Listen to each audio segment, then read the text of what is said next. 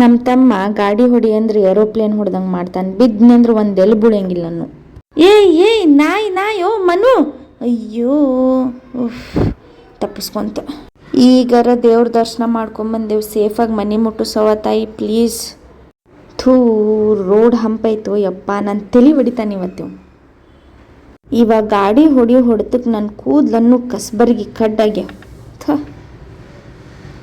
ಕಣ್ಣು ಆಪ್ರೇಷನ್ ಮಾಡಿಸ್ಬೇಕನ್ನಿಸ್ತೈತೆ ನಮ್ಮ ಮನೆಗೆ ಹೋಗಿ. ಆ ಪರಿ ಕಣ್ಣು ಹಾಳಾಗ್ಯಾವ. ನಾನು ಜೀವ ಕೈಯಾಗಿ ಹಿಡ್ಕೊಂಡು ಕುಂತಂಗಾಗಿತ್ತು ನನಗೆ. ಅಪ್ಪಿ ನಾವು ಬಿದ್ರೂ ನೋಡಕ್ಕೆ ಒಂದು ಮನುಷ್ಯ ಬರಂಗಿಲ್ಲ ನೋಡಿಲ್ಲ, ಆ ಪರಿ ಐತಿ ಕಾಡು. ದೇವ್ರೇ ಜಲ್ದಿ ಮನೆ ಮುಟ್ಟಿಸಪ್ಪ ಸಾಕು. ತೆಗ್ ನೋಡಂಗಿಲ್ಲ, ಹಂಪ್ ನೋಡಂಗಿಲ್ಲ, ಹಿಂದಿದ್ದವ್ರು ಸತ್ತು ಹೋಗ್ಬೇಕಿಲ್ಲ, ಆ ಪರಿ ಮಾಡ್ತಾವ.